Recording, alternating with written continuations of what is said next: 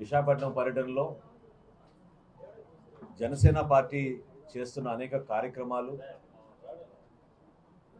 భవిష్యత్తులో greater Visakhapatnam municipal కార్పొరేషన్లో చేపట్టబోయే అభివృద్ధి కార్యక్రమాలు, మా పార్టీ అధ్యక్షులు పవన్ కళ్యాణ్ గారు ఎప్పుడు కూడా ఉత్తరాంధ్ర పైన, ఇక్కడున్న వలసల పైన, ఇక్కడ మనం ప్రత్యేకంగా దృష్టి సారించి యువతకు ఉపాధి కల్పించాలనే తపన మా అందరిలో కూడా ఆయన ఇన్ఫ్యూజ్ చేసే విధంగా ప్రతి కార్యక్రమంలో కూడా చెప్తా వచ్చారు. దానికి అనుగుణంగా ఎంఎస్ఎంఈ ఇండస్ట్రీస్లో కానివ్వండి, రాష్ట్రంలో మేము ప్రభుత్వం నుంచి చేపట్టే ప్రతి కార్యక్రమం కానివ్వండి, ఈ ప్రాంతంలో ఖచ్చితంగా భవిష్యత్తులో భారీ స్థాయిలో వస్తున్న పెట్టుబడులు, ఇక్కడికి వస్తున్న పరిశ్రమలతో పాటు స్కిల్ డెవలప్మెంట్ మరింత పెంచే విధంగా ఒక కార్యక్రమం చేయాలని రాష్ట్ర ప్రభుత్వం ప్రతి నియోజకవర్గంలో కూడా అభివృద్ధి వెనకడుగు వేయకుండా ముందుకు తీసుకొస్తాం. జీవీఎంసీలో ఉన్న ప్రతి కార్పొరేటర్కి జనసేన పార్టీ నుంచి మా పార్టీ అధ్యక్షులు పవన్ కళ్యాణ్ గారు ఇచ్చిన సమాచారం, ఆదేశాలు ఈ ప్రాంత అభివృద్ధి కోసం ఇక్కడ ఒక మంచి వాతావరణం తీసుకొచ్చి, ఎవరు కూడా అభివృద్ధిలో మేము పాలు పంచుకోలేకపోతున్నాం అనే భావన కలగకుండా తీసుకెళ్లాల్సిన బాధ్యత మా అందరి పైన ఉంది. సంక్షేమం గురించి కూడా మీరు చూశారు, నిన్న గౌరవ ముఖ్యమంత్రి గారు, అదేవిధంగా గౌరవ ఉప ముఖ్యమంత్రి గారు P4 పథకం ప్రారంభించారు. ఈ సమాజంలో మన అందరికీ కూడా ఒక బాధ్యత ఉండే విధంగా అసమానతలు లేకుండా వెల్త్ డిస్ట్రిబ్యూషన్ అనేది ప్రతి కుటుంబానికి అందడానికి కోసం చేస్తున్న ప్రయత్నం. దీపం 2 పథకం కింద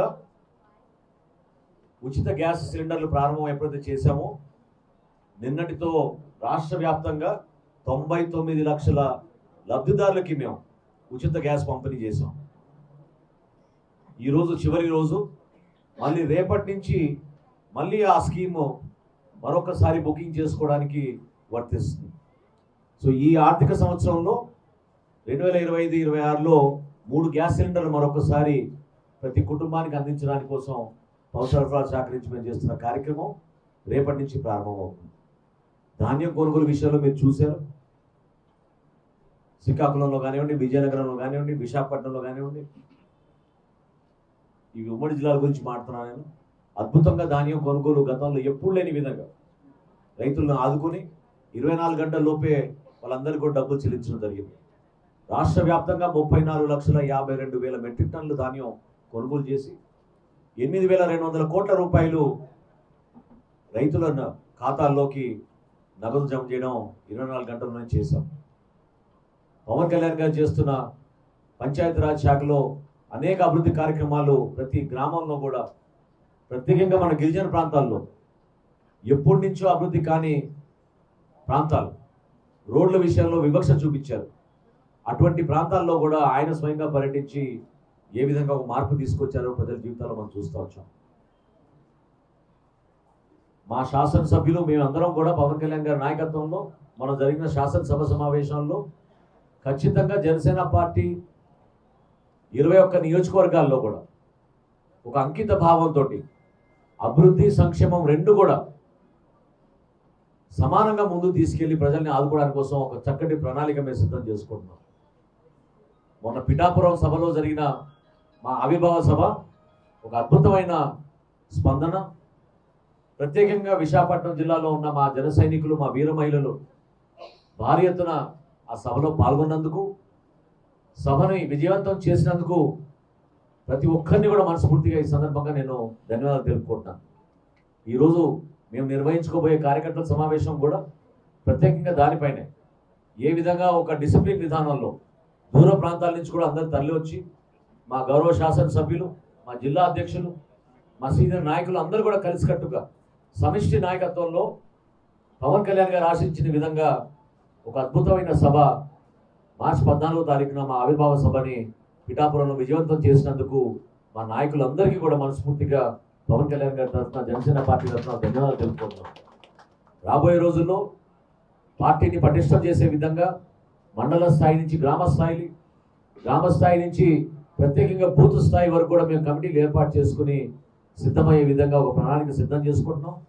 తప్పకుండా అందరూ కూడా ఈ అవకాశంలో ఈ ప్రయాణంలో మీరు భాగస్వాములు అవ్వాలి. కూటమి ప్రభుత్వంలో మనం భాగస్వాములు ఉన్నాం కాబట్టి మనకు ఒక బాధ్యత ఉంది.